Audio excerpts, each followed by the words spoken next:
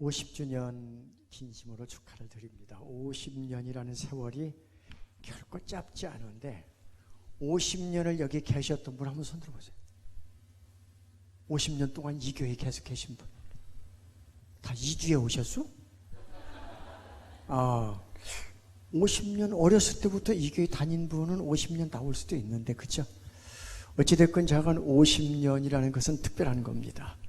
이후 50년 동안 후에는 제가 보건대 여기 있을 분이 별로 많지는 않을 것 같은데, 하여간 오늘을 축복합시다. 박수.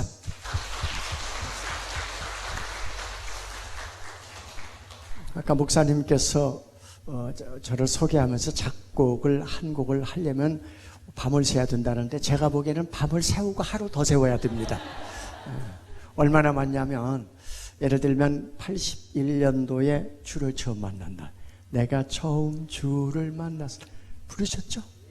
장로님들 그거 안 부르고 장로님 됐으면 되돌려 줘야 돼. 다 그거 부르고 장로 됐어요. 그리고 82년도에 손에 있는 부기보다 주를 더 사랑하는가. 그리고 돌아온 탕자, 멀고 험한 이 세상 길 아셔요? 83년도쯤에 작곡된 곡이 예수보다 더 좋은 친구 없네 하는 곡이에요. 그 다음에 평생 갚아도 빚진 자들의 주님의 빚진 자. 82, 3년도에 써진 곡입니다. 84년도에 그 유명한 주께 두 손 모아 비라니. 유일하게 평양에 가면 칠곡교회 봉수교회가 있어요. 봉수대교회가 있어요. 그 봉수교회에서 한국에서 크리스찬들이 와서 예배를 드리면 꼭 두 곡이 봉수교회에서 연주가 돼요. 한 곡은 반갑습니다. 자기네 국민가요. 자기네 곡을 거기다가 무대에 올려서 뭐 교회가 의미가 없으니까. 그리고 또 한 곡 부르는 곡이 사랑의 종소리. 그래서 한국에서 가서 예배 드릴 때마다 봉수교회 성가대에서 부르는 대표곡이 사랑의 종소리. 이럴 때 박수 친대. 참. 84년도 써진 곡이에요. 그리고 85년도에 예수 믿으세요. 알아요? 빛이 없어도 환하게 다가오실 주에서 나의 당신이요. 어느 날 다가온 주님의 고백. 그리고 주님의 쓴 잔을 맛보지 않으면 쓴 잔. 아셔요? 비바람이 앞길을 막아도 나는 가리 주의 길을 가리. 알아요. 찬양이 언제나 넘치면. 알죠? 장로님들이 뭐 전혀 반응을 잘하고 있네. 87년도 8년도에 난 예수가 좋다오 이런 곡이 써지고요. 여긴 그냥 이렇게 해서 2023년까지 온 거예요. 자, 그 중에 한 곡을 불러보겠습니다.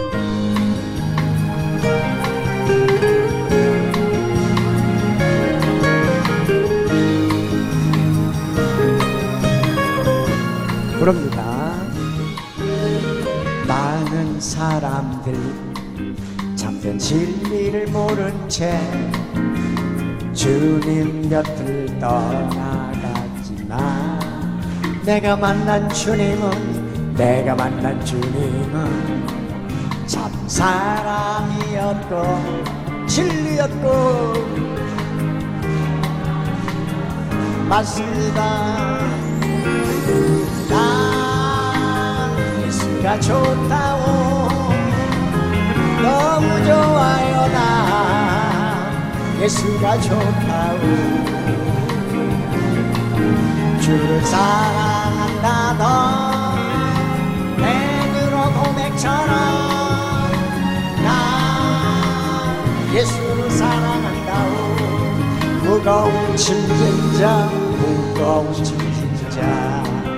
나 내게로 오라. 내가 너를 쉬게 하리라. 이 길만이 생명의 길 참 복된 길이라. 항상 내게 들려주셔서 난 예수가 좋다오.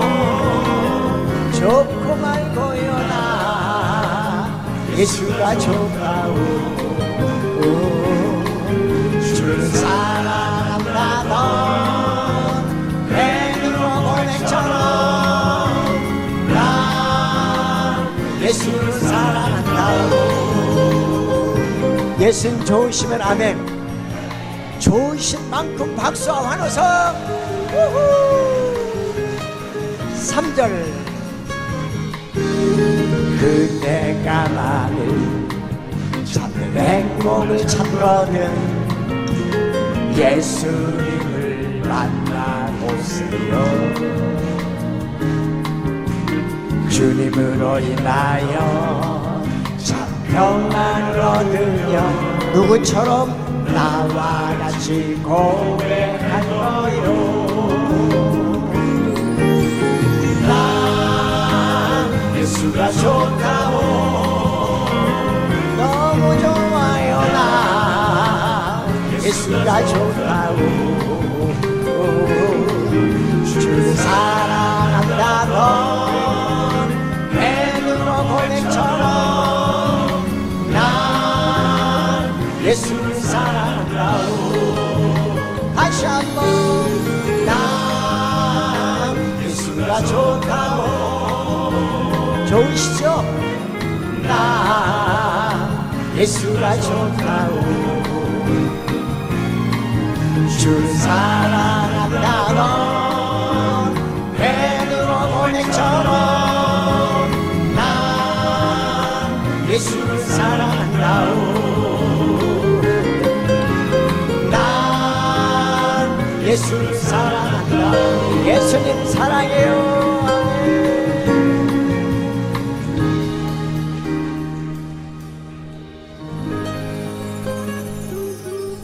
여기가 전라도가 아닌데 여긴 경상도잖아요. 울진은.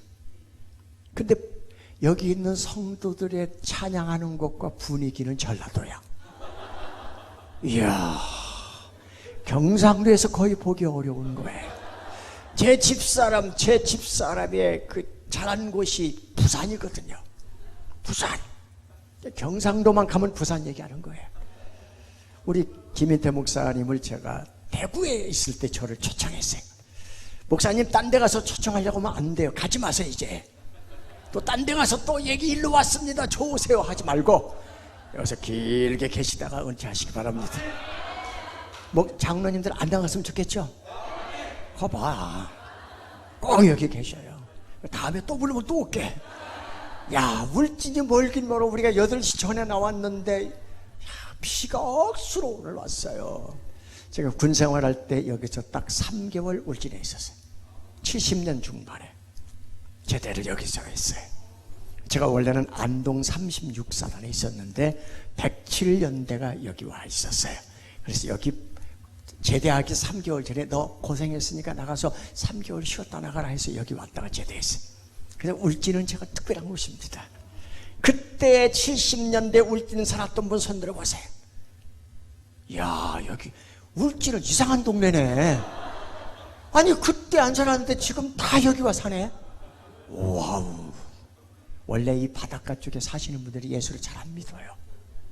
외지에서 온 분들이 내가 보기엔 거의 다 예수 믿고 현지에 있는 분들은 예수 안 믿는 분들이 꽤 많을 거예요. 바다 쪽이요 미신이 아주 많아요.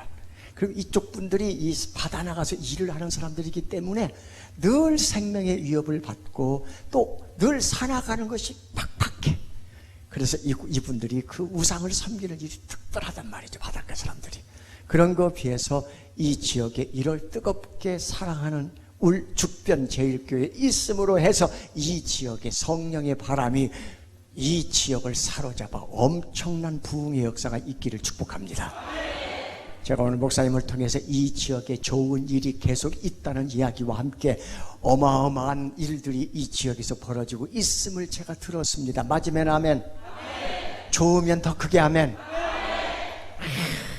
좋은 일이 있을 것 같아. 이 지역에 오늘 은혜 받고 뒤집어 봅시다. 오늘 이 지역에 은혜의 사람들이 있어야 되지. 제가 이제 부를 곡이 해같이 빛날이에요. 해같이 빛나는 사람은 교회에 있지 않아요. 가정에 있어요. 그리스도인지 판정이 되는 것은 교회가 아니에요.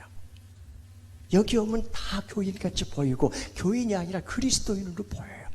예수님을 닮은 사람으로 보여요. 헌신하고 희생하고 봉사하고 기도하고 찬양하고 예배하는 게 아주 특신으로 보여.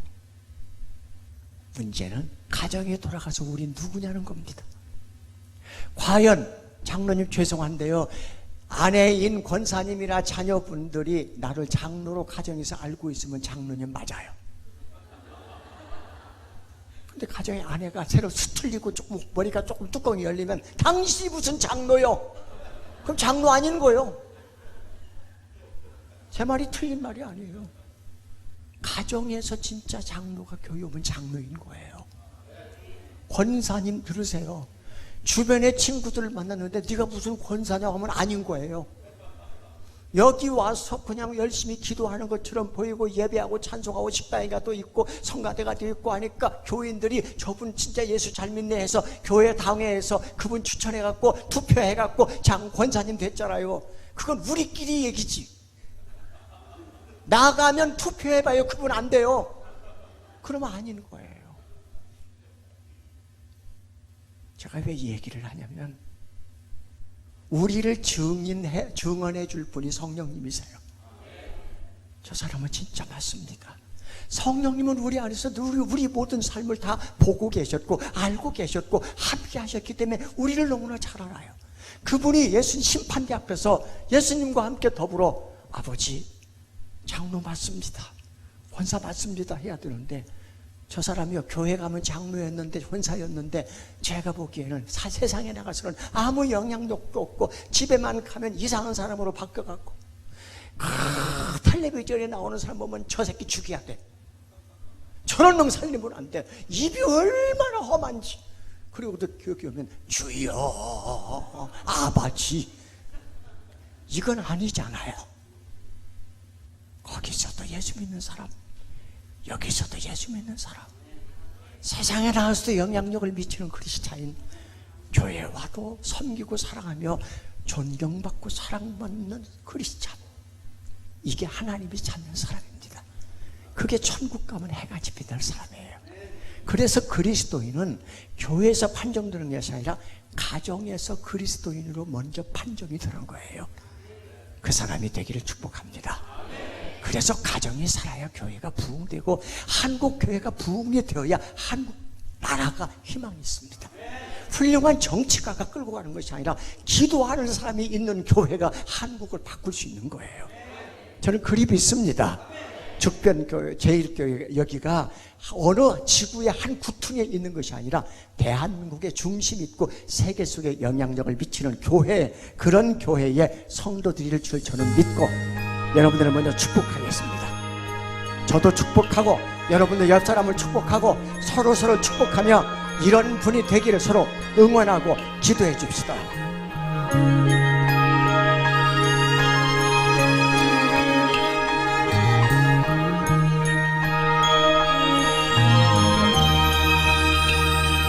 당신의 그 섬김이 전국에서 해같이 빛나리, 당신의 그 겸손이 전국에서 해같이 빛나리, 당신의 그 믿음이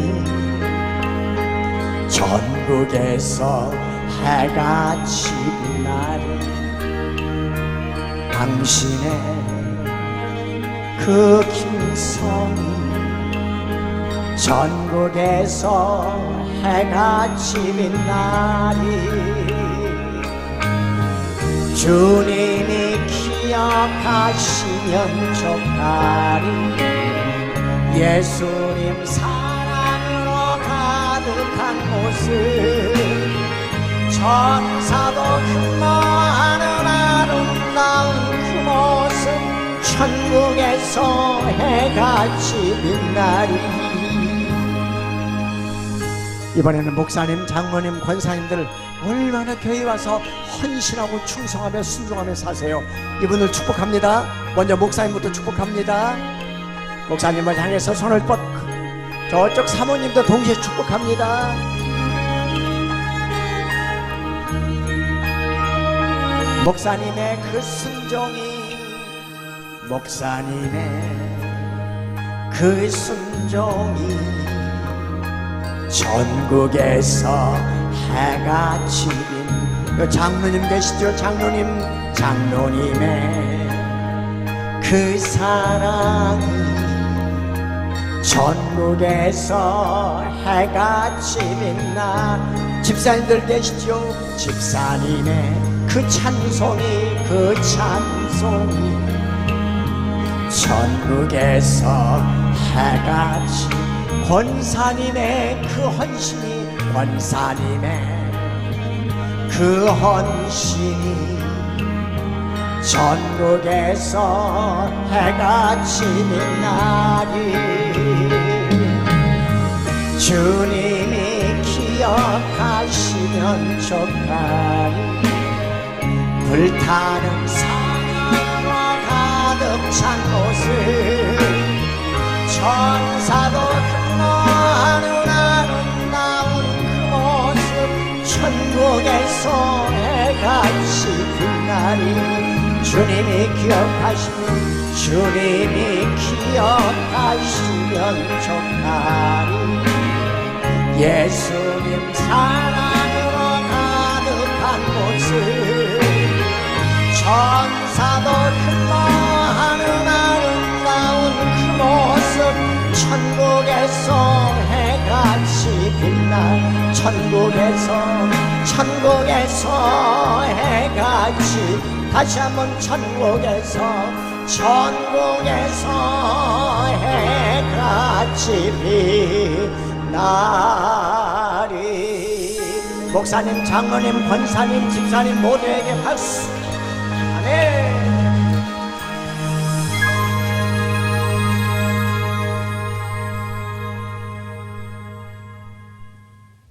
이 가사처럼 참 열심히 사셨는데, 이 가사처럼 순종하고 섬기고 사랑하고 충성하고 그리고 믿음으로 은혜로 여기까지 왔는데요,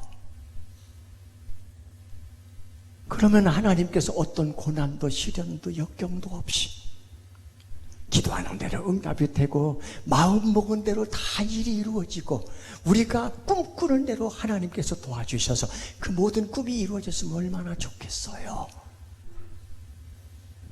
내 얼굴에 이렇게 써져 있어요.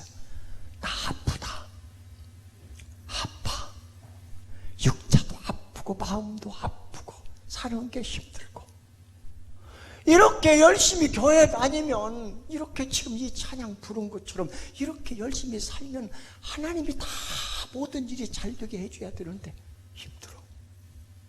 살만하니까 몸이 고장나고, 뭔가 이제 좀 기도 응답이 되는가 싶은데 또 하나 이쪽에서 툭 터져서 또 마음이 항상 힘들고 외로워.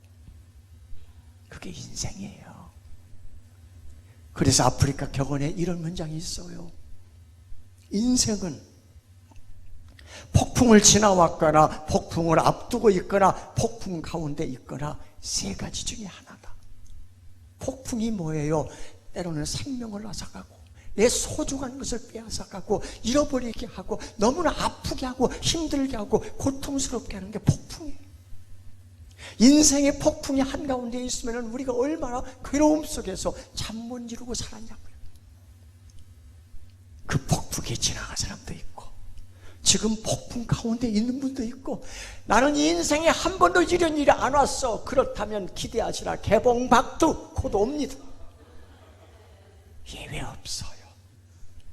한 번쯤 내 인생을 흔들며 벼랑 끝에 선 것처럼 이제는 힘을 쓸 수 없을 만큼의 고통의 시간이 올 때, 그때 그가 누구인지, 하나님 앞에 그가 어떤 믿음을 갖고 살았는지가 확연하게 드러납니다. 지금 많이 힘들어도 우리는 한 가지를 기억하셔야 돼요. 성경에 모세오경에 쭉 뚫고 가면서 자주 등장하는 언어 하나가 기억하라는 겁니다. 뭘 기억해야 되는 거예요? 하나님이 무슨 일을 하셨고 하나님이 너희를 어떻게 인도해 가며 어떻게 너희 속에 도움을 주셨는지를 기억하라는 거예요. 힘들고 어려울 때는 하나님은 어디 계십니까? 하나님은 왜 나를 돌보지 않습니까? 하나님은 왜 그냥 보고만 계십니까? 라고 온갖 말을 쏟아낼 수 있어요. 하지만 하나님은 한 번도 하나님의 하실 일을 멈춘 적이 없습니다. 하나님은 약속하신 것을 그대로 이행하셨고 그리고 말씀하신 것을 그대로 실행하셨어요. 그 하나님을 신실하신 하나님이라고 말합니다. 민수기 23장 19절에 있는 그대로 하나님은 거짓말을 하지 않으시고 하나님은 후회도 하지 않으시는 말 그대로 하나님이셔요. 그 신실하신 하나님이 우리 인생을 되돌아보게 하는 찬양을 최용덕이 작곡을 했는데요, 그게 하나님 한 번도 나를 실망시킨 적 없다는 고백이에요. 하나님 한 번도 나를 떠난 적도 버린 적도 없다는 고백이에요. 같이 불러볼까요? 하나님 한 번도 나를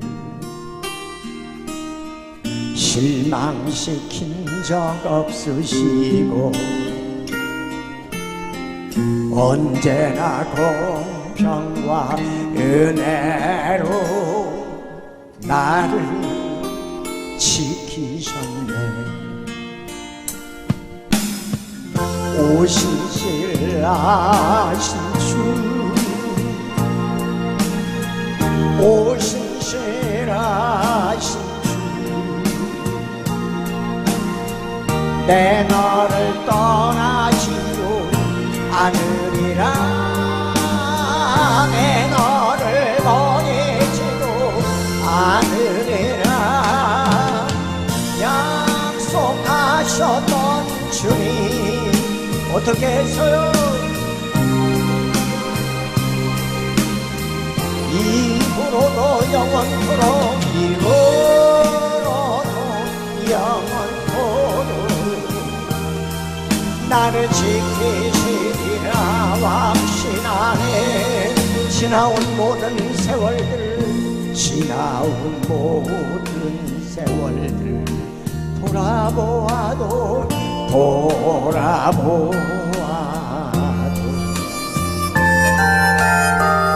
그 어느 것 하나 주의 손길 안 미친 것 전혀. 오 신실하신 주, 오 신실하신 주, 오 신실하신 내 너를 떠나지도 않으리라. 내 너를 떠나지도 않으리라. 내 너를 보내지도 않으리라.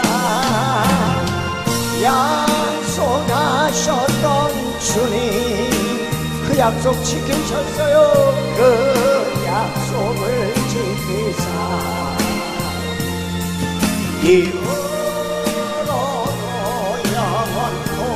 나를 지키시리라.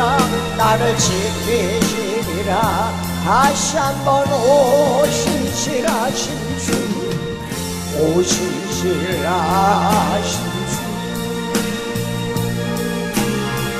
주, 오 신실하신 주,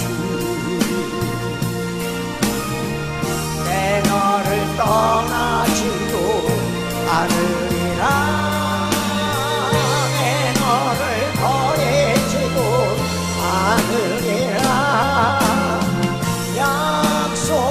약속하셨던 주님 그 약속을 지키사 이후로도 영원토록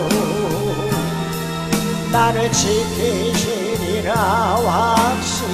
이후로도 영원토록, 이후로도 영원토록 나를 지키시리라 확신하네. 나를 지키시리라 확신하네.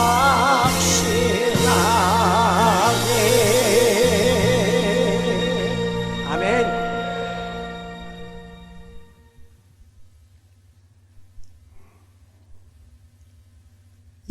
2016년 9월 4일.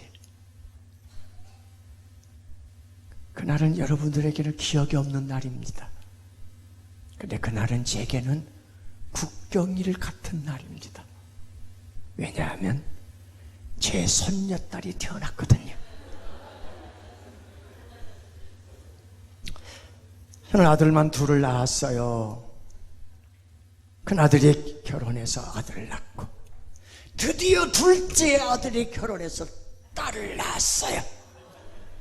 그때 저는 이런 문장을 완성했어요. 손녀를 보지 않으면 인생을 말하지 마라. 이야, 장로님 제 말이 틀렸습니까? 아직 손녀 못 본 분은 고개 끄리면 안 돼요. 맞지요? 기가 막힙니다. 근데요, 그 아이가 입이 태중에 있을 때 성별이 여아로 나왔을 때 저는 막 가슴이 뛰었어요. 드디어 손녀가 태어나는구나. 엄마도 예수 잘 믿는 며느리가 들어왔어요. 친정어머니도 기도하는 엄마예요. 우리도 기도하는 사람들이에요. 다 열심히 태아를 위해서 기도해 줬어요. 그리고 그 아이는 태중에서 건강하게 자라서 9월 4일 날 엄마도 건강하고 태아도 건강하고 자연분만을 해서 그날 태어났는데, 저는 그날 사역이 있어서 그 산부인과에 못 가봤어요. 일산에 있는 산부인과에서 그 다음날 그 태어난 아이를 보러 갔는데 병원에 없어요. 어디 가냐고 물었더니 어제부터 태어난 이후에 문제가 생겨서 지금 일산에 있는 종합병원으로 갔대요. 그래서 일산 종합병원으로 달려갔어요. 거기 갔더니 한 2시간 후에 결론이 나오기를 우리 병원에서는 이 아이를 돌볼 수가 없으니까 여기저기 병원을 다 수배했는데 유일하게 한 곳에 자리가 비었습니다. 강남 세브란스 병원 중환자실로 지금 이동합니다.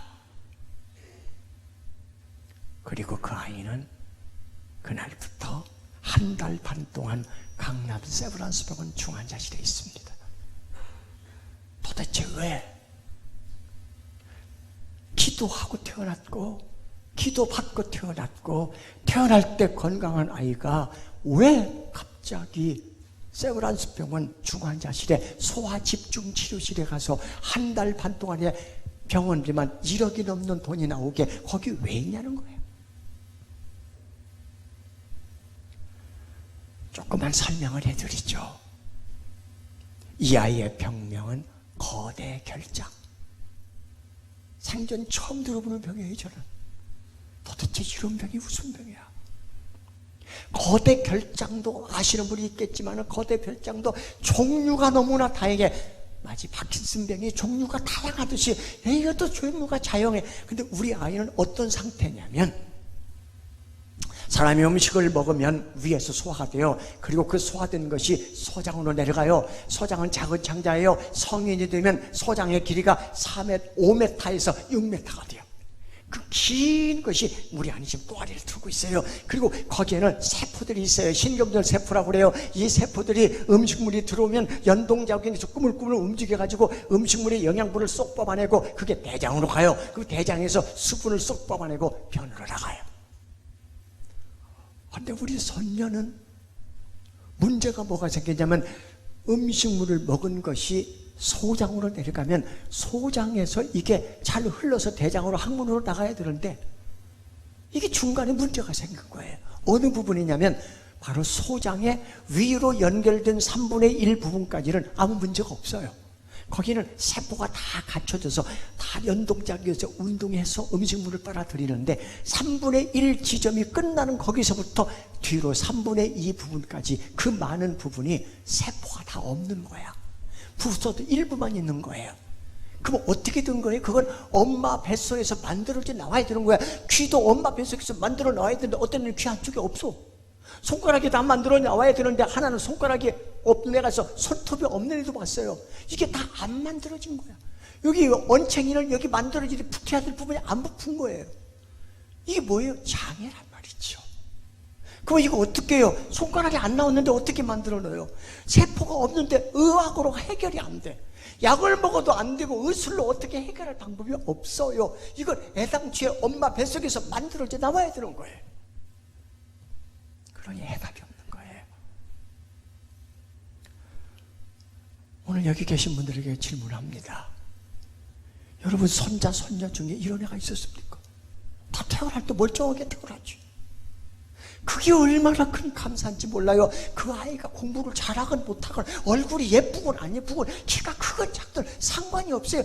온 몸이 다 사람처럼 움직이기만 해도 감사인 거예요. 의사는 말합니다. 배를 열어서, 배를 갈라서 이 안을 다 들여다보고 검사를 해서 어느 부분까지가 뭐가 채워졌는지 안 채워졌는지 다 조사를 해서 거기를 3분의 1 부분을 의사가 잘라버렸어. 잘라가지고 요 3분의 2 부분을 배에다 그냥 남겨놓고 요걸 밖으로 끄집어내서 배에다 구멍을 내가지고 창자를 밖으로 끄집어내서 인공항문을 만든 거예요. 이게 장르예요.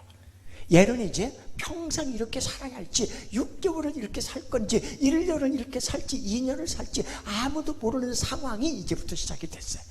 그리고 이 아이는 음식을 먹으면 이렇게 나와요. 참 많이 힘들었어요. 이 상황이 우리 가정에서는 사방이 막힌 상황이에요. 동서남북이 다 막힌 거예요. 해결 방법이 없는 거예요. 얼마나 이 문제를 놓고 기도했겠어요. 그리고 이 한 곡을 가슴으로 담습니다.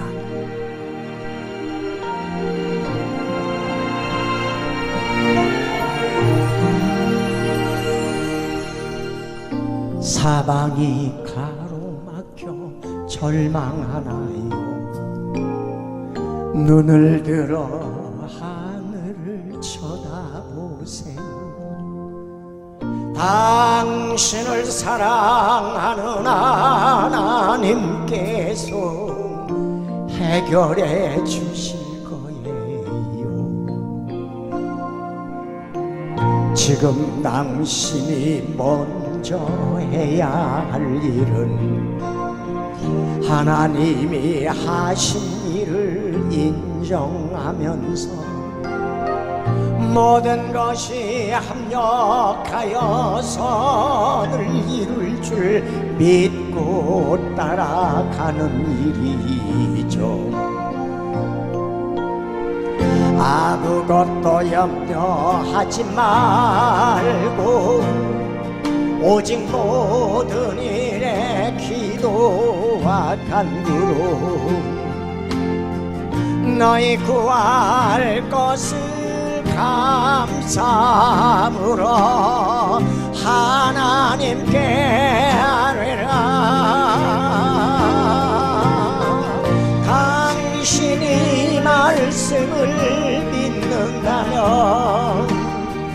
모든 거 하나님께 맡기세요.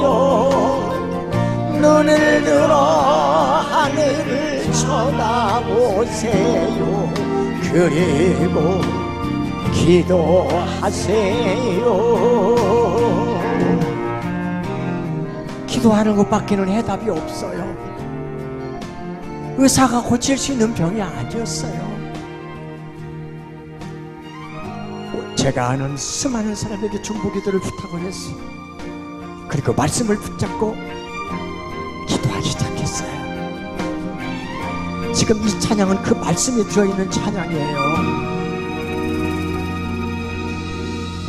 끝없는 고난으로 울고 있나요? 눈을 들어 주님을 바라보세요. 당신을 사랑하는 하나님께서 해결해 주실 거예요. 믿습니까?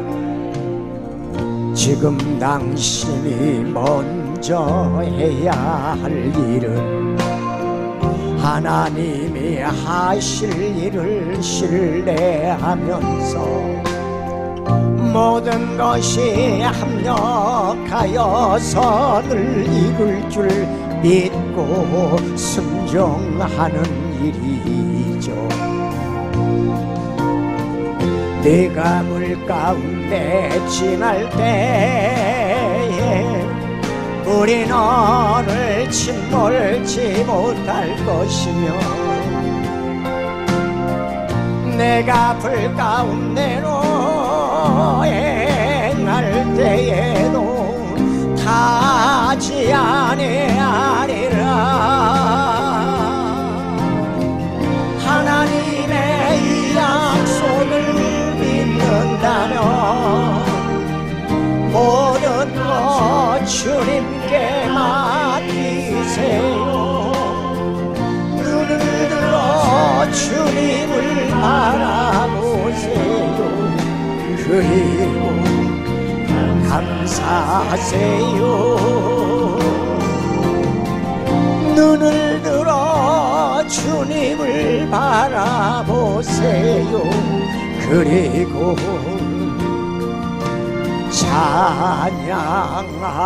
찬양하세요.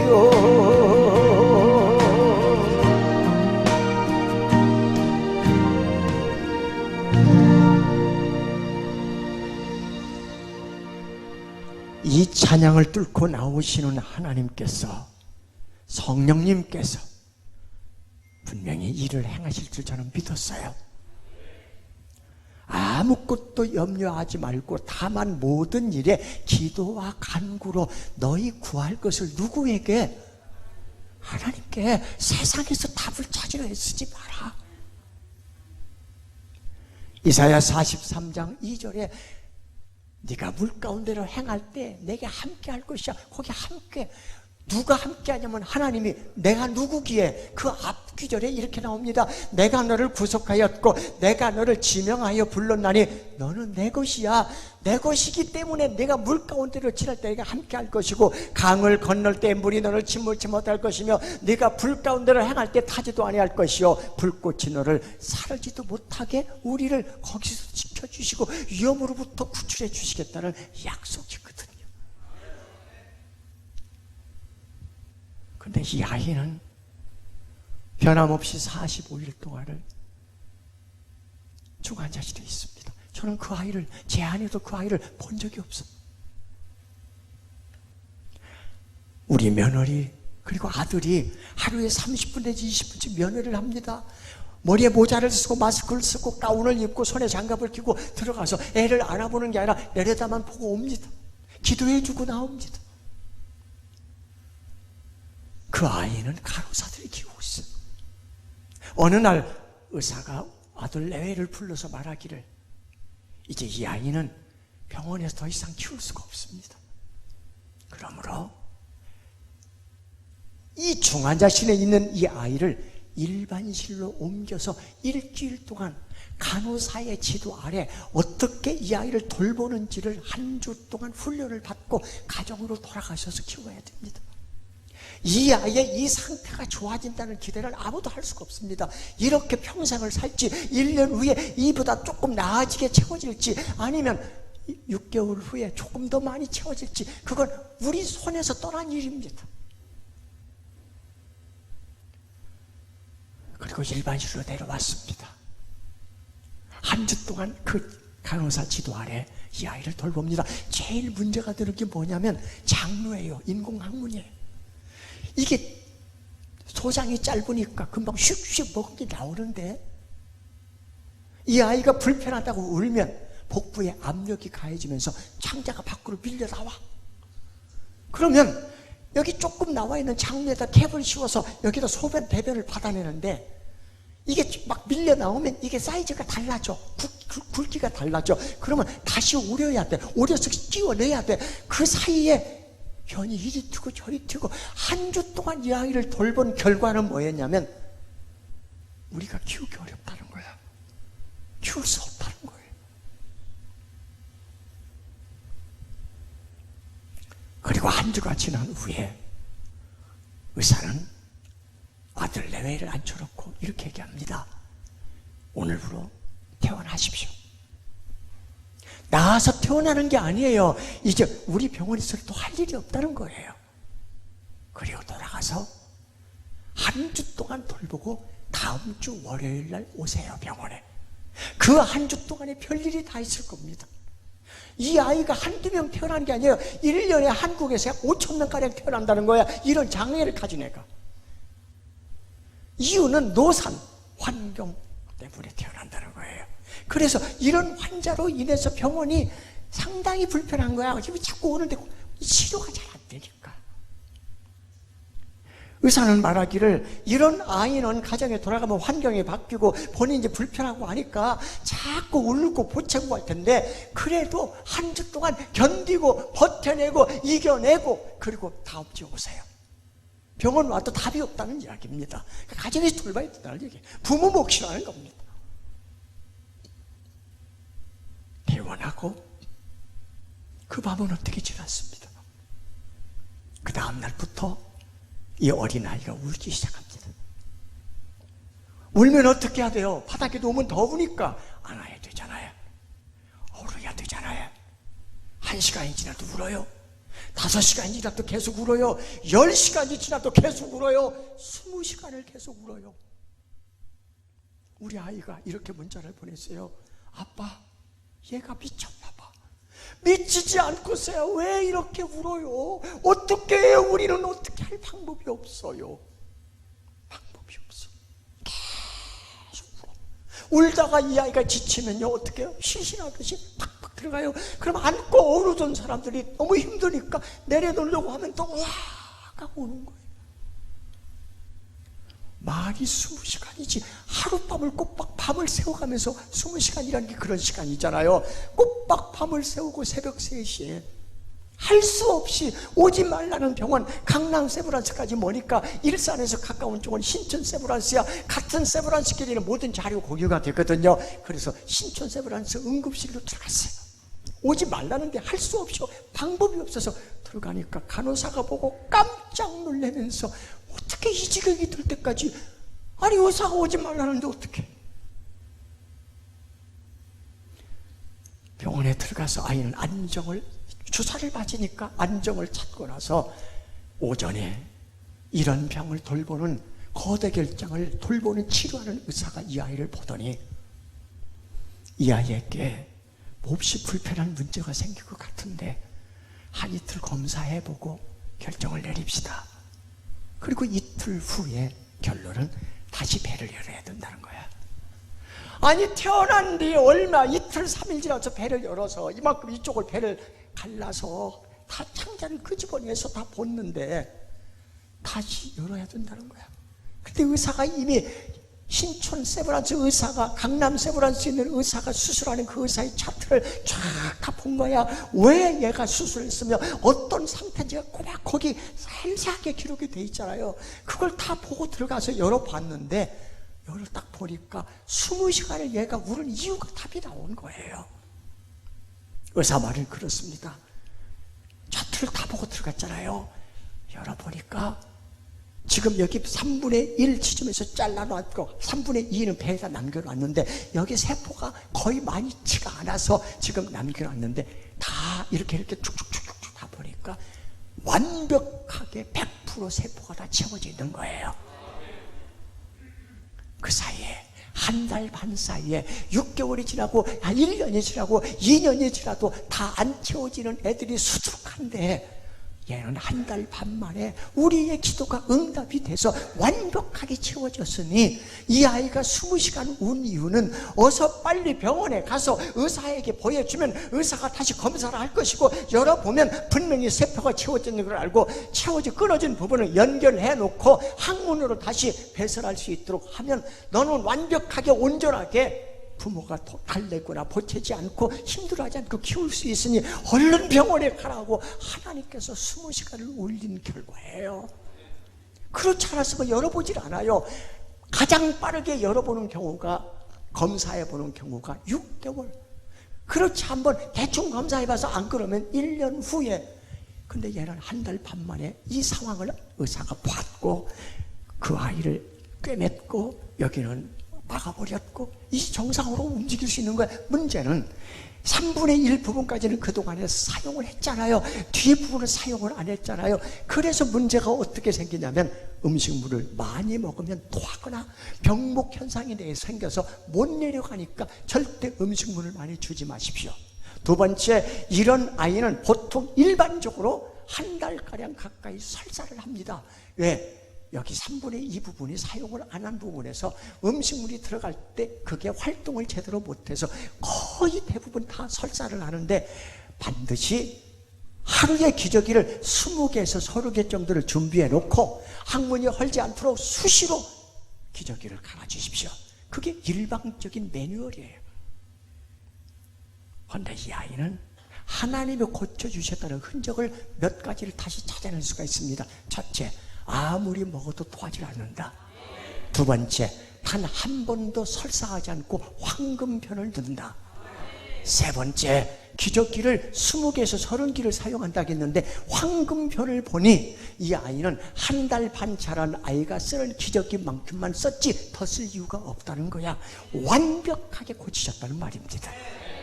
이게 하나님이 하시는 일이에요. 의사가 할 수 있는 일은 아무것도 없었어요. 그냥 울지 않게 돌보는 거예요. 오늘 여기 오신 분들에게 제가 질문합니다. 여러분이 알고 있는 하나님은 어떤 하나님이십니까? 여러분이 알고 있는 하나님은 내가 아주 위급한 상황이 있을 때, 내가 인간으로서 해결할 수 없는 문제가 생겼을 때 하나님은 그 일을 해결할 수 있는 분이라고 여기십니까? 아니면 이 문제는 사람의 힘으로 해결해야지 하나님이 할 수 있는 일이 아니라고 여기십니까? 저는 이후에 이런 곡을 작곡을 했습니다. 하나님의 손은 일하신다.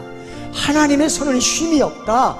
우리가 실패했을 때 그 자리에도, 우리가 망했을 때 그 자리에도, 병들었을 때 그 자리에도 하나님은 항상 일하신다. 지금 이 우리 손녀와 같은 상황을 만난 분이 계시다면 이 찬양으로 위로받고 힘을 얻으십시오. 길고 어두운 터널을 지날 때, 거친 풍랑이 휘몰아칠 때, 모든 소망이 사라졌을 때 하나님의 손은 일하시네. 내가 힘들 때 손잡아 주시고, 내가 슬플 때 위로해 주시며, 내가 아플 때 치료해 주시네.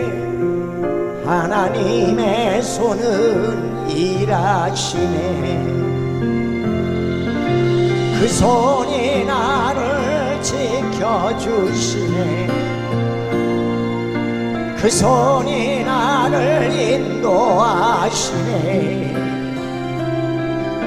그 손이 나를 도와주시네. 하나님의 손은 이심이 없네. 그 손에 붙잡힌 은혜라, 그 손에 이끌린 은혜라, 그 손에 세워진 은혜라. 하나님의 손은 쉼이 없네.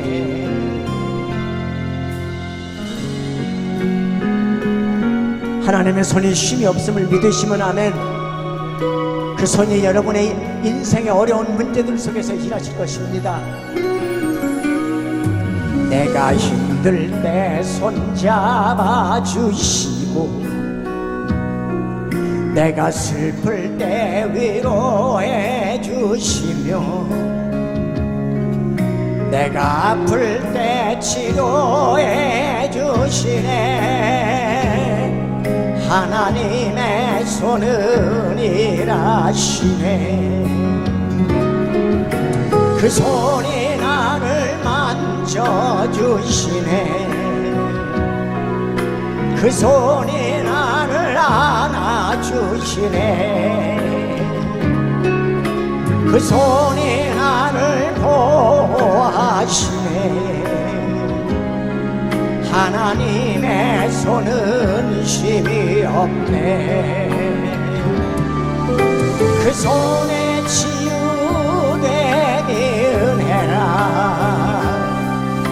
그 손에 회복되니 은혜라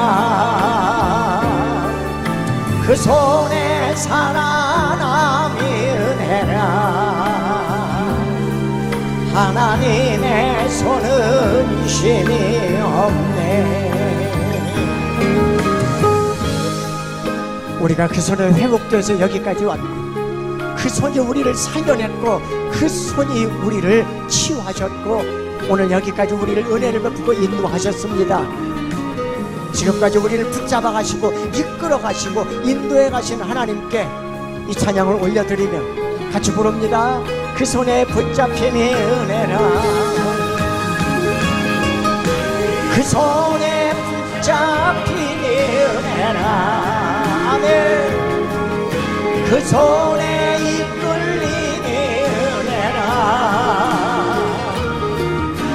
그 손에 세워지니 은혜라 하나님의 손은 쉼이 없네 하나님의 손은 쉼이 없네 하나님의 손은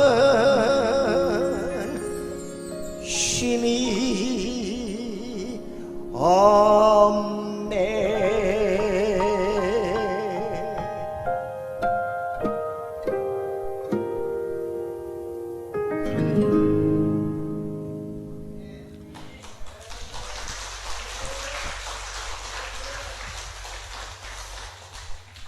하나님의 손이 쉼이 없는데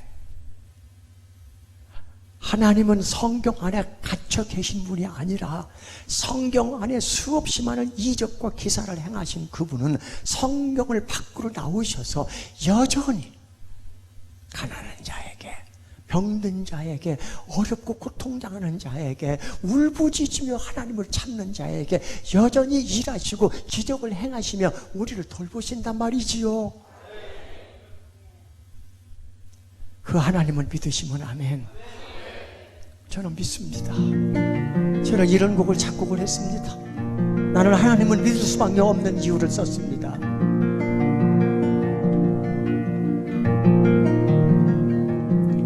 깊은 슬픔 가운데 홀로 방황할 때에 주님은 나를 위로하셨고 힘든 세상 일 속에 지쳐 쓰러질 때도 주님은 나를 인도하셨네. 나는 믿노라 하나님이 함께 하심을 나는 믿노라 하나님이 함께 하심을 나는 믿노라 하나님이 나와 함께 하심을 나는 믿노라.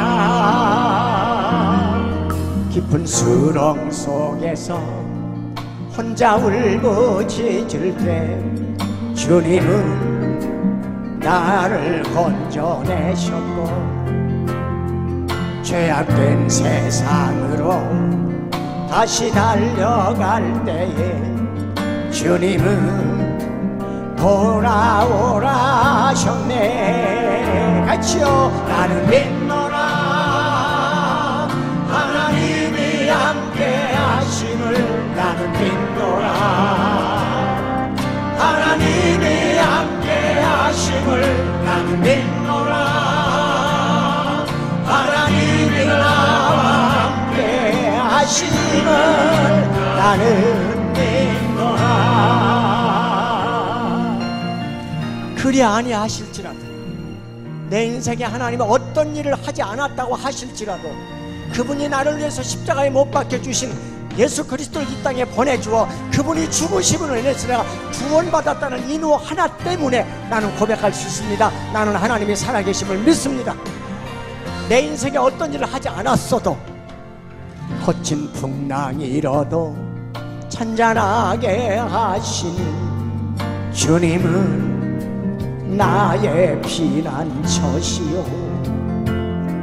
푸른 저장 물가로 항상 인도하시니 주님은 나의 안식처로다. 나는 믿노라. 나는 믿노라. 하나님이 살아계심을 나는 믿노라. 하나님이 살아계심을 나는 믿노라. 하나님이 살아 역사하심을 나는 믿노라. 나는 믿노라. 나는 믿노라. 하나님이 살아계심을 나는 믿노라. 하나님이 살아계심을 나는 믿노라. 하나님이 살아 역사하심을 나는 믿노라. 나는 믿노라.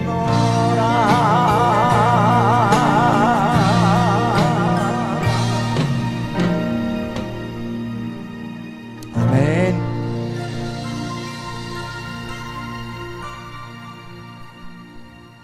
우리가 성경을 통해서 가장 많이 지칭되는 이름이 몇 사람이 있죠. 설교 시간에 가장 많이 이름이 우리에게 들려집니다. 아브라함, 모세, 다윗, 바울, 너무 많이 듣는 이름입니다.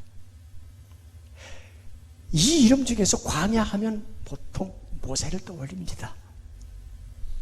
그리고 부흥사였던 D.L. 무디 목사님은 이 모세의 인생을 세 단계로 나누었습니다. 우리가 너무나 잘 아는 이야기입니다. 궁중생활 40년, 미디안 광야 생활 40년, 그리고 출애굽 광야 40년. 여기까지는 우린 다 압니다. 그래서 모세가 120세까지 살았다. 그런데 D.L. 무디 목사님은 이걸 이렇게 설명을 했습니다. 모세가 왕궁에서 40년 동안 생활할 때 그는 이런 문장이 그 안에 있었다. 나는 대단한 사람이다. 맞지요. 그는 이미 태어나서부터 죽을 사람 아닙니까? 히브리 아이들은 태어나면 다 죽어라. 그 남자 아이는 말이죠. 모세는 태어나자마자 죽어야 할 때의 아이인데 살았고 3개월 후에 더 키울 수 없어 갈대상자, 역청을 바른 갈대상자에다가 그 아이를 넣어놓고 성경에 이렇게 기록되어 있습니다. 버렸다. 그를 버렸다고 말합니다. 버렸다는 말은 이 아이가 부모의 품을 떠나 이후로 어떻게 살지 아무도 알 수 없는 물음표 인생이라는 뜻입니다. 버렸다. 부모의 품을 떠나 누가 어떻게 키울지 이 아이의 인생을 알 수 없는데 그는 왕궁으로 안내를 받았어요. 그리고 그 40년 동안에 나는 대단한 사람이라고 키워졌습니다. D.L. 무디 목사님은 이렇게 말합니다. 장인 이드로의 양을 치던 미디안 광야 40년 생활이 무슨 인생이냐? 나는 아무것도 아니다. 그의 인생에 아무것도 아닌 것이 40년 생활이 됐습니다. 그는 잊혀진 사람입니다. 그는 사람 술 머리에서 지워진 이름입니다. 그는 아무도 기억하지 않는 사람입니다. 그는 외롭고 힘든 그 삶, 아무 희망도 꿈도 없는 삶을 살고 있는 거예요. 나는 아무것도 아니다. 그런데 출애굽 광야 40년 생활에 모세의 인생에는 이 문장이 사용됩니다. 아무것도 아닌 나를 하나님이 쓰셨다. 이게 모세 인생입니다. 여기서 무엇을 얘기하려고 그럴까요?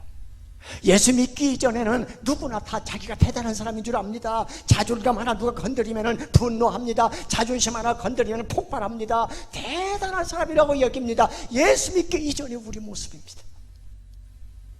그런데 예수를 믿고 나도 똑같은 사람이 있습니다. 너는 나와 달라. 내가 누군 줄 알아. 교회에 와서도 행세를 하려고 합니다. 나는 대단한 사람이라고 알아주지 않으면 다른 교회를 다닙니다. 교회를 바꿉니다. 사람들이 알아주지 않으면 굉장히 본인이 힘들어합니다. 그런데 내가 대단한 사람이 아니라는 것을 하나님이 가르쳐주는 장소가 어디냐면 광야입니다. 그 그 광야로 끌고 나갑니다. 그 광야는 힘든 곳입니다. 눈물이 나는 곳입니다. 마음이 아픈 곳입니다. 하루하루 견디기가 괴로운 곳입니다. 때로는 눈물이 나는 곳입니다. 거기가 광야예요. 그 광야에서 철저하게 깨닫는 것이 뭐냐면 나는 아무것도 아니라는 거예요. 내가 가진 것이 대단하지 않다는 거예요. 내가 아무것도 아닙니다. 나는 가진 것도 아무것도 없습니다. 그게 성경에서 말하는 자기 부인이라는 겁니다. 자기 부인이 광야에서 일어나지 않으면 나는 아무것도 아닙니다. 내가 가진 것은 내 소유가 아닙니다. 나는 뭐 대단한 줄 알았는데 나는 그저 하찮은 미물보다도 못한 하나님 앞에 설 수조차 없는 인간입니다. 아직도 그게 깨달아지지 않는 분이라면 광야를 여러 번 나갔다 와야 됩니다. 광야가 그런 곳이에요. 거기에서 하나님이 다듬고 새롭게 빚어서 영혼을 든든하게 단단하게 거기서 만들어서 우리를 세워놓는 곳, 거기가 아무것도 아닌 나를 하나님이 쓰고 계신 곳입니다. 그게 바울의 고백이에요. 내가 나된 것은 하나님의 은혜로 된 것이니 내가 다른 사람보다도 더 많이 수고했으나 내가 아니요 오직 나와 그 다음 어떤 나라예요? 오직 나와 함께 하신 하나님의 은혜로다. 그게 고린도전서 15장 10절 말씀이에요. 오늘 본문에도 이 문장이 나옵니다. 두려워하지 말라, 내가 너와 함께가 등장합니다. 하나님이 우리 인생에 함께하는 곳, 그걸 깨닫는 곳이 어디냐면 광야입니다. 잘 나갈 때는 하나님이 보이잖아요. 돈 많은데 하나님이 보입니까? 높은 곳에 갔는데 하나님이 보입니까? 아니 똑똑하고 잘나고 하는 일마다 잘 되는데 하나님이 보입니까? 내가 다 노력하고 내가 다 열심히 살아서 생긴 것들이라고 여깁니다. 그런데 어느 날 이 모든 것을 다 잃고 바닥까지 내려가 벼랑 끝에 서 있을 때 깨닫는 것은 그것들이 나를 지켜주지 않는구나. 이제서 내가 하나님이 내 삶 속에 무슨 일을 하는지를 깨닫게 됩니다. 그리고 거기서 하나를 얻어냅니다. 하나님이 나와 함께 하신다. 그렇습니다. 함께 하시는 그 흔적이 오늘 여러분 삶 속에 어떻게 나와 있는지를 이 찬양으로 알 수가 있습니다. 세상 일에 실패했어도 너는 두려워하지 말라, 내가 너와 함께 한다. 이게 내가 너를 도우리라 찬양이에요. 같이 불러볼까요? 세상 일에 실패했어도 너는 절망하지 말라, 내가 너를 도우리라, 다시 일어서게 하리라. 질병으로 고통당해도 너는 두려워 말라, 내가 너를 고쳐주리라, 다시 일어서게 하리라. 나를 버린 자들도 내가 사랑하거든, 하물며 너희를 그냥 둘까 보냐. 나는 너와 함께하는 너의 하나님 되미니 의로움 누른 손으로 붙들리라. 내가 너를 굳세게 하리라, 너를 크게 사용하리라. 너로 하여금 나를 증거하도록 내가 너를 도우리라. 지금까지 하나님이 나를 도와주셨다고 여기시면 크게 아멘. 앞으로도 하나님이 도와주실 거 여기시면 더 크게 아멘. 그 하나님께 영광이 박수. 하나님 감사합니다. 도와주셔서 감사합니다. 도와주실 걸 생각하니 감사합니다. 아멘.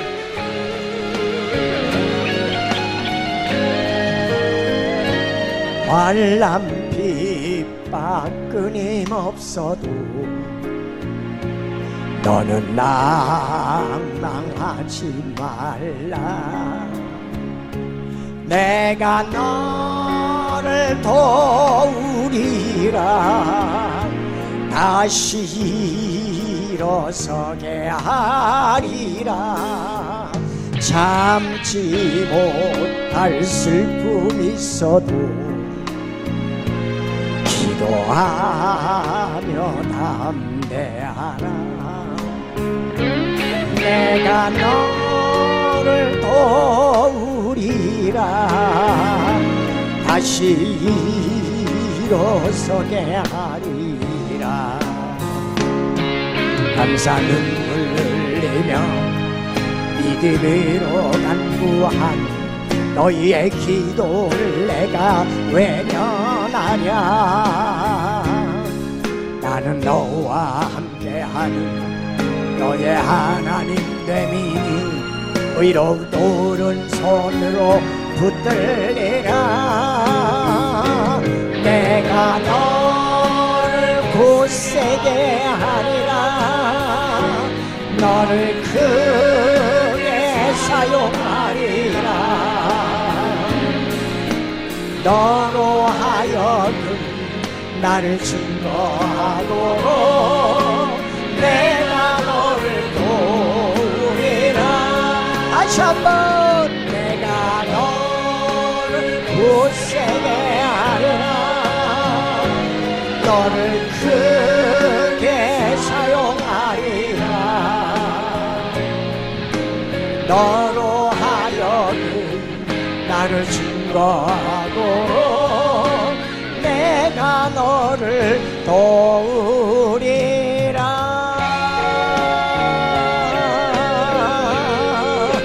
하나님께 영광의 박수.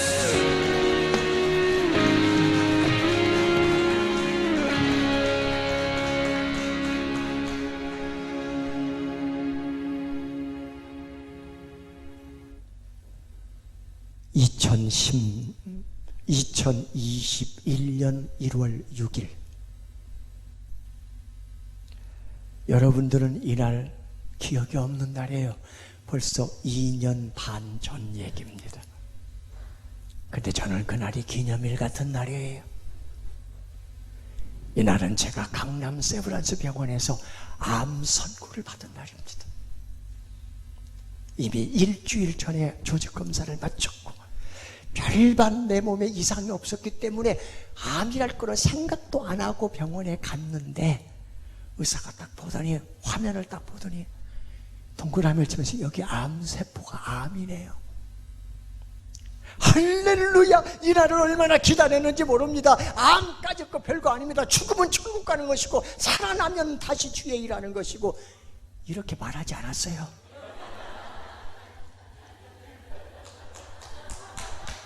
모르겠어요. 김인태 목사님은 그렇게 할지도 모르겠어요. 의사가 그럴 거예요. 미쳤구만 이 사람. 그렇겠죠. 그렇게 말하지 않았어. 마음 한 구석에서는 그렇게 말하고 싶겠지만 또 한 구석에서는 내가 암이야. 그날부터 국가의 중증 등록자가 됩니다. 그리고 이 사람은 특별 관리가 됩니다. 우리나라 좋은 나라인 것은 모든 암 환자는 다 중증, 희귀병 환자는 다 중증 등록이 되고 국가에서 관리를 합니다. 5년이 지나야 완치 판정을 받아야 해지가 되면 그때서 보험도 들 수 있고 해요. 이 기간 동안에는 보험도 안 돼요. 제가 금년에 43년째 사역입니다. 그 43년 중에 21년을 제가 고등학교 교사였습니다. 그러니까 21년 동안은 낮에는 학생 가르치고 저녁에 집회하고, 낮에 학생 가르치고 저녁에 집회하고, 집에 들어오면 밤 11시, 12시에 들어가면 그냥 어떻게 깊이 잠 4시간, 5시간 자고 아침 5시면 기상해서 아내가 해주는 밥 먹고 씻고 옷 갈아입고 버스 2번 갈아타고 출근해서 고등학교에서 아침 보충 수업부터 시작해서 하루 종일 수업하고, 그리고 집회하고, 방학 때는 외국 나가고, 이렇게 지금 43년째를 그렇게 살아온 거야. 이 정도 되면 저는 예외시킬 수 있잖아요. 세상에 모든 게 예외라는 게 없는 데가 어디 있어? 다 예외가 있잖아. 목사님 이럴 때는 예외라는 게 있잖아요. 나는 좀 빼주면 안 돼? 그런데 우리는 알아야 됩니다. 고난은 면제된 사람이 없습니다. 고난은 제외된 사람이 없어요. 장로님 한 달에 1,000,000원씩 11째 내도 약 먹어야 돼. 아파. 새벽기도를 365일 새벽기도를 와서 해도 아파. 고난은 예외가 없어요. 면제된 사람이 없어요. 하지만 고난으로 증명되지 않은 믿음은 진짜 믿음이 아니에요. 고난을 통해서 내가 누구이니까 증명되어야만 한단 말입니다. 그래서 이런 문장이 있는 거예요. 고난은 내 믿음이 얼마나 진실한가를 증명해 보라고 준 하나님의 선물이다. 믿음이 증명될 수 있는 것은 고난을 통해서예요. 제가 실제 경험했던 분입니다. 안수 집사인데 새벽기도, 저녁예배, 금요예배, 주일 얼마나 그렇게 10년 동안 개척교회에서 섬기던 분이에요. 이제 장로로 세워질 분이에요. 근데 제가 그 교회를 갔는데 그분이 한 달 반 전부터 아프대요. 근데 그분이 그래서 안 왔어요. 문제는 암 선고, 그것도 췌장암이야. 이제 4, 5개월밖에 못 샀는데 그 판정을 받은 그날부터 교회를 안 나와. 교회를 안 다녀. 기도를 안 해. 예배가 멈췄어요. 찬송이 끊어졌어요. 그리고 죽은 거야. 고난은 내 믿음이 증명되는 매우 중요한 하나님 준 선물이라는 걸 아신다면 고난으로 나는 증명이 돼야 돼요. 내가 진짜 장로의 믿음인지 권사의 믿음인지 목사의 믿음인지 아니면 집사의 믿음인지 40년 50년 믿은 사람의 믿음인지 새벽기도 매일 나오는 사람의 믿음인지가 고난을 통해서 증명이 되는 거예요. 세상은 모든 사람에게 증명을 요구해요. 네가 과장인지 증명해봐. 네가 부장인지 증명해봐. 네가 신입사원이면 네가 서울대 나오는 것을 증명해봐. 뭘로? 자기 근무로 그 증명을 해내야 돼요. 그게 세상이에요. 하나님은 우리에게 한 가지를 요구합니다. 고난을 통해서 너의 믿음을 증명해봐라. 하나님이 제일 기뻐하는 게 뭘까요? 하나님이 우리에게 구원시켜주고 나서 우리에게 평생 기대하는 게 뭘까요? 하나님을 기쁘시게 하는 자. 하나님을 기쁘시게 하는 것, 왜 그것보다 더 중요한 일이 없어요. 그래서 하나님을 기쁘시게 하는 것, 하나님을 영광 돌리게 하는 방법은 3가지가 있어요. 첫째가 성공해서 꿈을 이루어서 소위 말하면 탑 클래스가 돼서 돈도 많고 명예도 있고 권세도 있고 남들이 너무나 부러워하는 자리에, 남들이 너무나 있고 싶은 그 자리에, 최고의 자리에 올라가서 하나님께 영광 올리는 사람 되고 싶지요.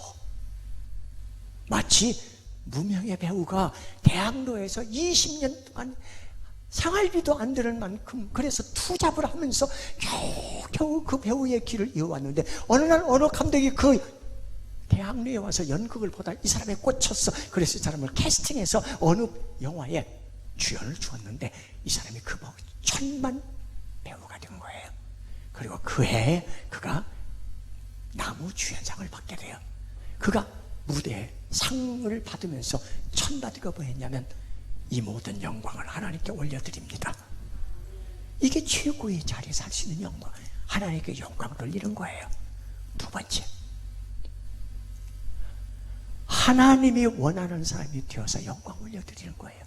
하나님이 원하는 사람이 뭘까요? 내가 지금 있는 모든 환경 속에서 하나님이 원하는 만큼의 믿음으로 하나님이 원하는 만큼의 기쁨을 돌리며 사는 삶이에요. 그게 많아서가 아니에요. 높은 자리도 아니에요. 지금 내 환경에 그대로 순응하고 하나님이 준 은혜인 줄 알고 지금 이 자리에서 하나님이 원하는 사람, 바로 하나님이 찾고 있는 사람, 하나님이 기뻐하는 사람으로 살아내는 거예요. 그게 하나님께 영광 올리는 거예요. 대다수 교회 가면 이런 사람 많아요. 세 번째, 고난의 자리, 실패한 자리에서 하나님을 찬송하고 예배하는 거예요. 다시 말하면 하나님을 거기서 인정하고 하나님을 거기서 신뢰하고 거기서도 하나님을 존중하고 거기서도 하나님을 기대하고 거기서도 하나님이 하실 일을 거기서도 하나님의 마음으로 품고 그 하나님을 예배하는 거예요. 결코 쉽지 않습니다. 그런 사람이 누구예요? 바로 요셉과 같은 사람이에요.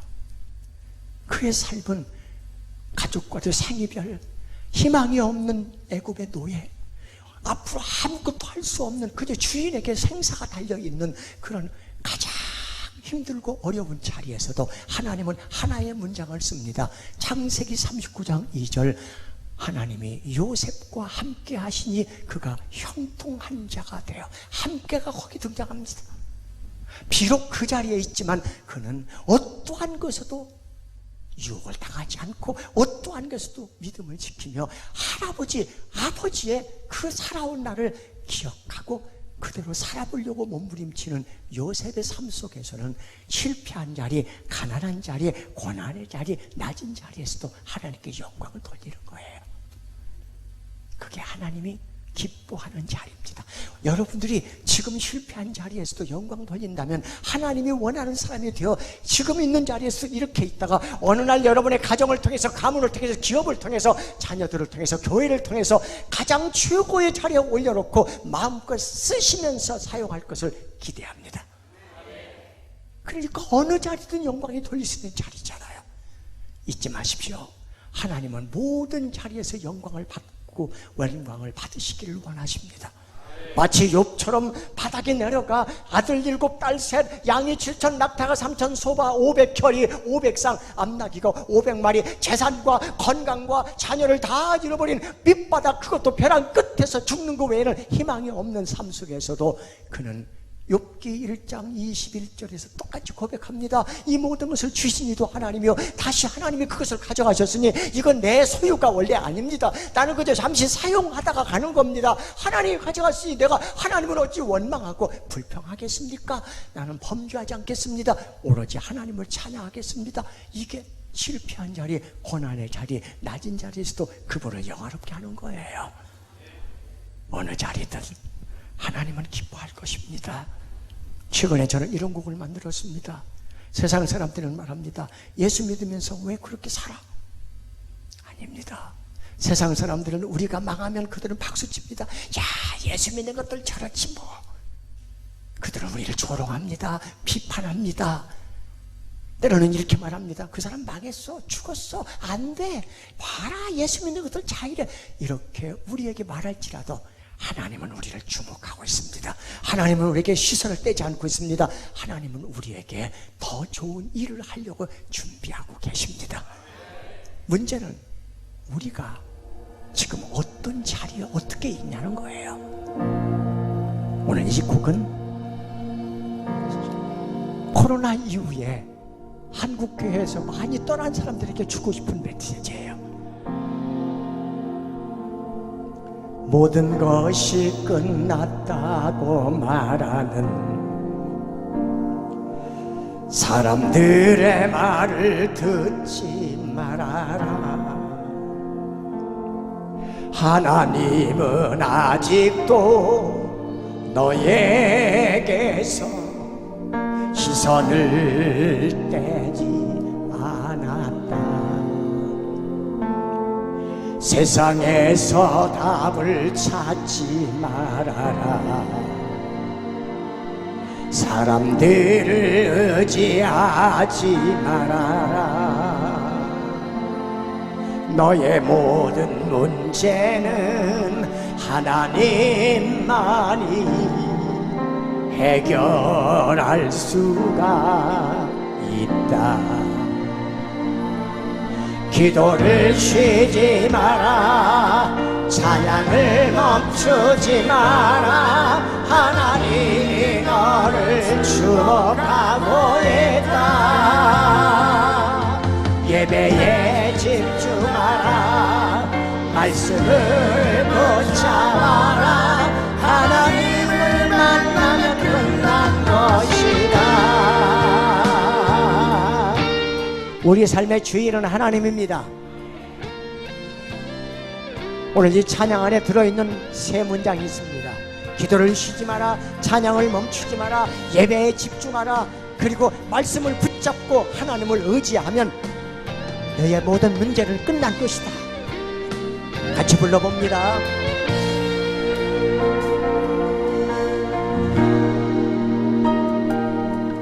모든 것이 끝났다고 말하는 사람들의 말을 듣지 말아라. 하나님은 아직도 너에게서 시선을 떼지 않았다. 세상에서 답을 찾지 말아라. 사람들을 의지하지 말아라. 너의 모든 문제는 하나님만이 해결할 수가 있다. 기도를 쉬지 마라. 찬양을 멈추지 마라. 하나님이 너를 주목하고 있다. 예배에 집중하라. 말씀을 붙잡아라. 하나님을 만나면 끝난 것이다. 가는 길 멈추지 마라. 뒤를 돌아보지 마라. 하나님이 너를 주목하고 있다. 의심을 하지 마라. 절대 포기하지 마라. 하나님을 믿으면 끝난 것이 예수의 이름은 예수의 이름은 세상의 소망이요 예수의 이름은 천국의 기쁨이 예수의 이름은 예수의 이름은 세상의 소망이요 예수의 이름은 천국의 기쁨일세. 아멘.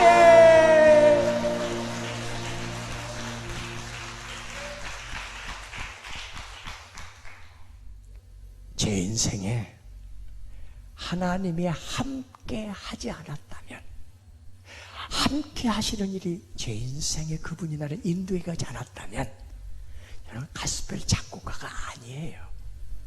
세상에 나가서 가요 작곡하다가 술 처먹고 인생 잘못 살다가 뒤졌어. 죽었단 말이야. 그 바닥이 그런 곳이야. 근데 저는 고등학교에서 국어를 가르친 사람이에요. 나는 음악교사가 아니에요. 우리 집 예수 믿는 사람이 아무도 없어요. 아버지가 목사고 장로고 권사고 기도해 주는 사람이 있으면 든든한 제 인생의 후원자가 있는 거 아니에요. 아무도 없어요. 근데 제가 뽑혔어요. 예레미야서 1장 5절에 예레미야야, 내가 너를 열방의 선지자로 세웠노라. 근데 그 앞에 열방의 선지자를 세웠는데 두 가지 이유가 나와요. 내가 너를 모태 짓기 전에 이미 알았고, 태중에서 태어나기 전 이미 저를 구별했대. 누구를? 성별했대. 누구를? 예레미야를. 예레미야는 엄마의 뱃속에 지어지기 전에 하나님께서 이미 열방의 선지자로, 그가 태어나기 전에 부모가 이런 꿈 저런 꿈 꾸고 이렇게 키울 거다 저렇게 키울 거다 그런 마음 갖기도 전에 이미 예레미야는 선지자로 하나님의 뜻을 전하는 사람으로 세워진 사람이야. 어찌 김석균이가 그냥 세상에 태어났겠어요? 하나님께서 이런 사역을 맡기려고 우리 부모, 예수 믿지 않는 부모, 글도 모르는 아버지도 글을 모르고 어머니도 글을 모르는 3대 독자 집안의 막내로 아버지 나이 51살, 어머니 나이 43살에 태어났단 말입니다. 그 가정이 안 보내도 목사 집안에, 장로 집안에 저를, 순교자 집안에 저를, 천혜를 보낼 수 있잖아요. 그런데 그 가정에 저를 보내 했어요. 가난하고 힘들고 어려운 가정에서 자라게 했어요. 아버지가 9살 때 뇌졸중으로 중풍으로 쓰러지셨어요. 그리고 18살 때 아버지가 세상을 떠났어요. 10년 가까이 병석에 누워 계셨어요. 제 희망이 아무것도 없는 10대 때 얼마나 많은 꿈을 꾸게 돼요. 아버지는 병석에 누워 계시고 아무것도 없이 가난해. 우리 아버지 젊은 날의 직업이 머슴이에요. 아무것도 가질 거 없어서 아버지 어머니도 못 배웠는데 누님 이분 4분 중에 3분은 초등학교도 못 가서 누님들이 글을 몰라요. 이렇게 가난한 집에 저를 보냈어요. 하나님은 이미 찬양 사역자로 저를 쓰려고 예정하셨고 70년에 대학 다닐 때 저는 그냥 종로, 무교동, 청계천 이런 데서 기타 치면 노래 부르면 그때도 작곡했어요. 그때 인생 누군가 저를 만났으면 기획사 사장의 눈에만 띄었으면 저는 가요계로 갔다가 지금 대적되니까 아직도 70이 넘어서 살아있고 이런 데 와서 찬양하고 예배할 수 있는 것은 얼마나 은혜입니까? 아까 나왔잖아요. 하나님이 너를 주목하고 있다. 내가 너에게서 시선을 뗀 적이 없어. 너는 이미 찬양 사역자로 세워지는 거야. 너는 울진 죽변 제일교회 장로로 세워지고 권사로 세워지고 목사로 세워지는 것은 그것은 내가 이미 태초에 창세 전에 너를 예정하고 세운 거야. 그러니까 자랑할 것이 아무것도 없어요. 그저 나는 없고 주님만 계십니다. 나는 자랑할 것이 없습니다. 나는 대단한 사람이라고 말하면 이미 그런 광야로 끌려나가야 되는 사람이고 나는 아무것도 아닙니다. 나 같은 사람을 써주셔서 감사합니다. 그저 하나님의 은혜 위에 은혜를 더해주시고 믿음 위에 믿음을 더해주시고 하나님의 필요한 것을 채우셔서 하늘의 자원을 다 갖다가 생명을 살리는 일에 사용하도록 도와주실 것입니다. 제가 이렇게 앞으로 주님 오실 때까지, 주님이 오라는 그때까지 죽변 제일교회는 10년 후에도 또 오라고 하면 또 올 수 있을게. 건강하게 하나님이 살게 할 줄로 믿습니다. 아니 저 같은 사람도 사용하시는데 여러분을 하나님이 그냥 놔두겠어요? 예수 믿고 구원받는 것으로 끝난다면 지금 부를 이유가 없어요. 죽기 일주일 전에 불러서 그냥 안수받고 성부와 성자와 성령의 이름으로 세례를 주노라. 세례받고 주님 영접하십니까? 아멘. 천국 가면 되잖아. 왜 지금부터 예수 믿어갖고 이 시간에 여기 와서 놀고 싶은 거 못 놀고 하고 싶은 거 못하고 이것저것 또 아무것도 안 두고 죽도 밥도 안 되게 앉아있냐고. 여러분을 일찍 부른 것은 주님이 부르심이요, 여러분을 여기 오게 한 것도 하나님이 선택하심이요, 세워서 사용하는 것도 하나님의 은혜지. 내가 예수 믿고 싶어 믿어집니까? 내가 쓰임받고 싶다고 쓰임받고 싶니까? 다 하나님이 하신 일 맞으면 아멘. 이유 달지 말고 힘들면 힘든 데서 영광 돌리고 아프면 아픈 데서 영광 돌리면 고쳐서 사용하시고 안 되면 되게 하셔서 사용하시고 없으면 있게 하셔서 사용하시고 마음껏 하나님이 영광 받으실 겁니다. 너로 하여금 나를 증거하도록 내가 너를 도우리라. 하나님 일하는데 가난하게 살 이유가 없고 하나님이 일한다는데 교회가 부흥 안 될 일 없고 하나님이 일한다는데 건강치 않게 할 사람이 어디 있어요? 건강 갖고 내 세상에서 놀다가 다 망가지면 그때서 와서 주여 한 번만 살려 주옵소서. 갖고 있는 거 다 자기 즐기는 데 쓰고 다 잃어버리고 이제 와서는 하나님 한 번만 채워주시면, 그러지 말고 이 길을 가면 모든 사람이 그럽니다. 미쳤구만. 미쳤다는 소리 한 번도 안 들은 사람은 천국 가면 분명히 이렇게 부를 겁니다. 너는 왜 안 미쳐봤니? 한 번은 미쳐야 돼. 예수에 미치세요. 미치지 못하면 흉내라도 내보세요. 미치는 흉내라도 한번 내봐요. 하나님이 도우실 것입니다. 마지막 곡 밤새 하고 싶지만 나 서울 가야 돼. 불후의 명곡 KBS2에서 곧 나올 거야. 근데 안 불러줘서 못 나가지. 왜 나만 겪는 고난이냐고. 이 곡으로 은혜 마신 분들만 아멘. 은혜 받았던 그때를 기억하면서 이거 부르세요. 그때 이거 붙잡고 얼마나 많이 울면서 불렀어요. 그때를 돌아가 보자고요. 왜 나만 겪는 고난이냐고 불평하지 마세요. 고난의 뒤편에 있는 주님이 주실 축복 미리 보면서 감사하세요.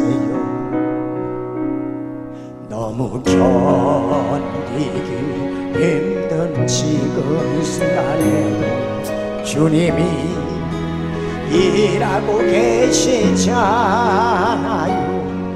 남들은 지쳐 앉아 있을지라도 당신만 일어서세요.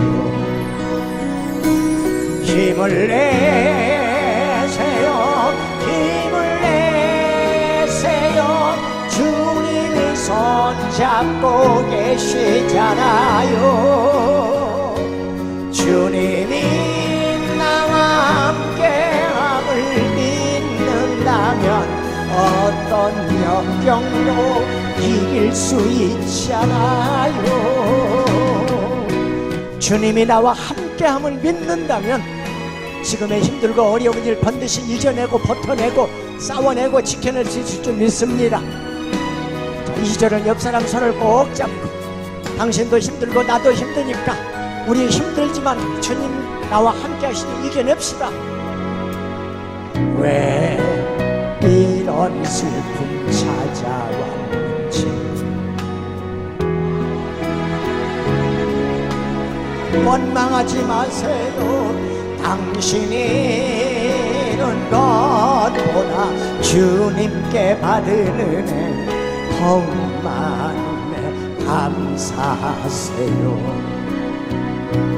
너무 견디기 힘든 지금 이 순간에도 주님이 일하고 계시잖아요. 남들은 지쳐 앉아 있을지라도 당신만 잡은 손을 위로 올리고 힘을 내세요. 힘을 내세요. 힘을 내세요. 주님이 손잡고 계시잖아요. 주님이 나와 함께함을 믿는다면 어떤 고난도 견딜 수 있잖아. 다시 한번 힘을 내세요. 힘을 내세요. 힘을 내세요. 주님이 손잡고 계시잖아요. 주님이 나와 함께함을 믿는다면 어떤 고난도 견딜 수 있잖아. 어떤 고난도 견딜 수 있잖아요.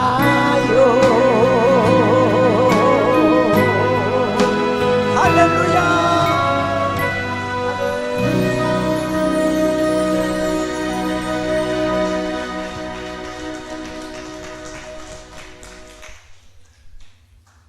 고난을 다 아프게 해요. 다 아파요. 다 힘들어요. 솔직히 여기 제가 보니까 아내 때문에 힘든 분들 계시네.